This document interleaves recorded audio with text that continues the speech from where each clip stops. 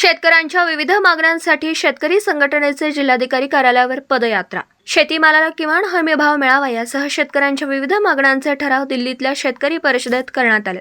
या मागण्यांचे निवेदन राष्ट्रपतींना देण्यासाठी शेतकरी संघटनेच्या वतीने देशभर जिल्हाधिकारी कार्यालयावर पदयात्रा काढून निवेदन देण्यात येतात।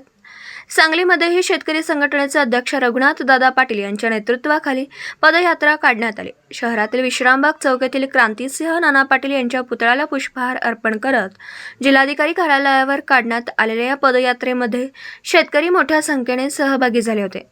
रघुनाथ दादा पाटील बोलताना म्हणाले, देशामधील शेतकऱ्यांच्या शेतीमालाला किमान हमीभाव जाहीर करण्यात यावा, त्याबरोबर 2 साखर कारखान्यातील अंतराची अट रद्द करण्यात यावी यासह विविध मागण्यांचे निवेदन यावेळी जिल्हाधिकाऱ्यांकडे सुपूर्द करण्यात आले।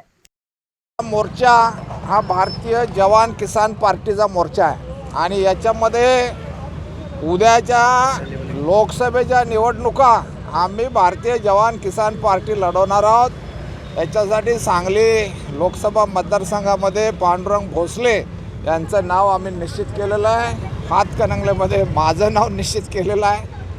आजच्या मोर्चामध्ये ज्या मागण्या आहेत ते थोडं तुम्हाला विसंगत वाटले असतील की अफू गांजाच्या लागवडीबद्दल तेव्हा भारत सरकार हे गुजरात, राजस्थान, मध्य प्रदेश या दिल्ली भोवतीची जी राज्य आहेत तिथल्या सगळ्या शेतकऱ्यांना अफूचे परवाने दिले जात आहेत आणि हे परवाने मग महाराष्ट्रात का नाही?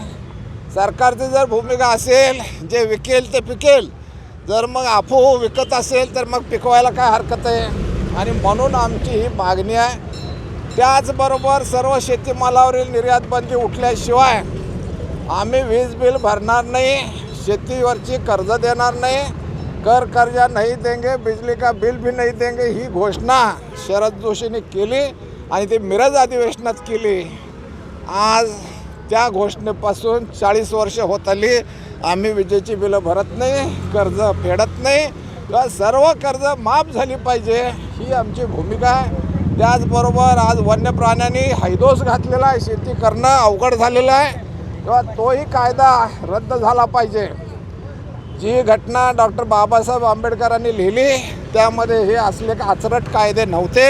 या सगळ्या घटना दुरुस्तीच्या नावाखाली यांनी हे जे काही घातलेलं आहे ते भारतीय घटना दुरुस्ती ही सगळी चुकीची शेतकरी विरोधी झाली। मूळ भारतीय घटना जी आहे डॉक्टर बाबासाहेब आंबेडकरांच्या घटनेची पुनर्स्थापना झाली पाहिजे ही अशी आमची मागणी आहे आणि त्यासाठी हा मोर्चा आहे। आज काय केलं? कुठलं मोर्चा काढला? आज मोर्चा क्रांतिसिंह नाना पाटलांना आदरांजली वाहिली, त्यांना नमस्कार केला, त्यांचे आशीर्वाद घेतले आणि तिथून पायी मोर्चाने आज कलेक्टर ऑफिसवर आलेलो आहोत।